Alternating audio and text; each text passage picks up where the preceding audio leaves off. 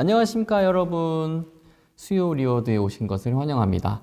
이번 주 예배에서는 우리는 시기라는 감정에 대해서 함께 나누어 보았습니다. 제가 말씀드리는 이 시기라는 감정은 우리의 부러움, 그리고 동경, 그리고 이런 것들을 포함한 포괄적인 의미다 이렇게 말씀드렸는데요. 그런데 이런 시기심으로 인해서 기드온에게 왕이 되어달라 이렇게 요구하는 이스라엘 백성들의 모습을 우리가 보았습니다.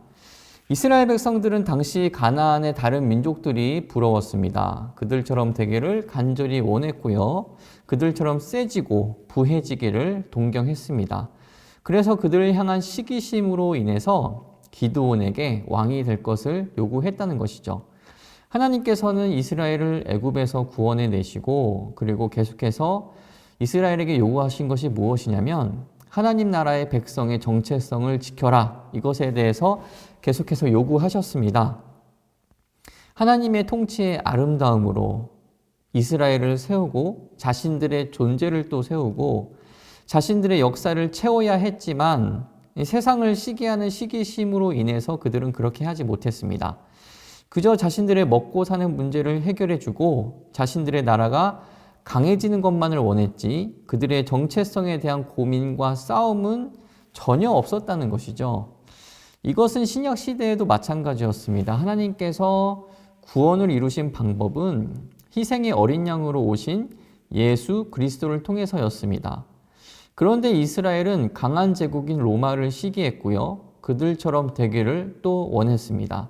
아니, 그들보다 더 강한 나라가 되어서 로마보다 더 센 나라가 되어서 예전 다윗과 솔로몬 왕국의 영광을 회복하기를 원했습니다. 예수님께서 죽은 자를 살리시고 5천 명을 먹이시는 능력을 보여주셨기 때문에 그들은 또 눈으로 봤기 때문에 그들은 예수님이 자신들의 정치적이고 군사적인 그 갈망을 이루어줄 분이라 이렇게 생각을 했습니다. 그래서 호산나 우리를 구원하소서 이렇게 외쳤던 것이죠. 하지만 예수님께서는 그런 목적을 위해서 이 세상에 오시지 않았습니다. 그래서 이스라엘 백성들은 예수님을 십자가에 못 박았습니다. 그렇다면 우리는 어떤지 한번 생각해 봅시다. 세상을 시기하고 세상을 동경해서 세상처럼 살기를 원하지는 않으십니까? 세상은 우리에게 1등이 되어서 남들보다 더 잘 살고 더 잘 먹고 떵떵거리면서 살라 이렇게 말을 합니다. 우리 그리스도인들은 말로는 잘합니다. 말로는 이렇게 잘 외칩니다. 아니에요. 예수님께서 좁은 문으로 들어가라 하셨고 좁은 길로 가라고 하셨어요. 이렇게 말로는 잘하죠. 그러나 우리는 간절히 원하고 있습니다. 다른 이들에게 꿀리지 않는 안정적인 직장, 능력 있는 배우자, 그리고 최소한의 품위를 유지할 수 있는 그런 물건들을 원하고 있다는 것이죠. 이것들이 다 세상을 시기하고 그들을 동경하는 마음에서 오는 것이다. 이렇게 말을 할 수 있습니다. 여러분, 세상을 시기하고 세상이 가진 가치관을 가지고 살아가면 안 됩니다. 그러나 오해하시면 안 됩니다. 제가 말씀드린 것을 오해하면 안 되는 게 뭐냐면 제가 여러분들에게 그냥 되는 대로 살라 이렇게 드리는 말씀이 절대로 아니란 것이죠.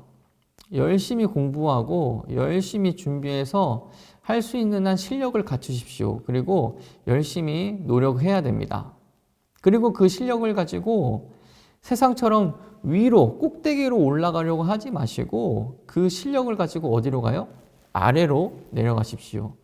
너희는 세상의 빛이다 라고 할 때 그 말씀의 의미는 이 세상의 꼭대기에 올라가서 다른 빛들보다 더 밝은 빛이 되라 이 의미보다는 어두운 곳에 가서 그곳을 하나님의 빛으로 밝히라 라는 의미가 더 큽니다. 다니엘, 요셉 이런 사람들은 어떻게 해석해야 될까요? 세상과는 다른 것을 보여줬음에 우리는 집중을 해야 됩니다. 그들이 총리가 되었다. 그들이 높은 위치에 올라갔다. 여기에 집중을 해야 되는 것이 아니고요. 그들은 세상과는 다른 무언가를 보여줬습니다. 요셉은 하나님 앞에서 내가 이런 죄를 범할 수 없다. 그런 믿음을 보여줬고요. 다니엘은 세상 사람들이 아무리 협박하고 위협해도 하나님께 나는 기도하고 하나님께 간구할 것이다. 이렇게 세상과는 다른 무언가를 보여줬다는 것이죠. 그래서 그들을 총리처럼 매우 높은 위치로 올려주신 것은 온전히 하나님의 뜻이었고 하나님의 의도였습니다. 그들이 의도한 것이 아니었다는 것이죠. 이것을 기억해야 됩니다. 그렇다면 한번 수요 리워드 시간에 우리가 한번 생각해 봅시다. 첫 번째인데요.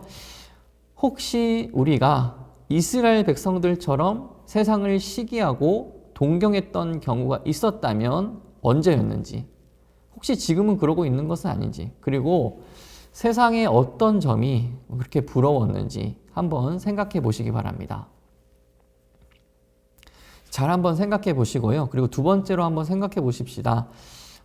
우리가 하나님의 자녀의 정체성을 지키며 하나님의 통치가 이루어지는 그 아름다운 모습을 우리를 통해서 보여줘야 한다. 이렇게 말씀을 드렸는데요.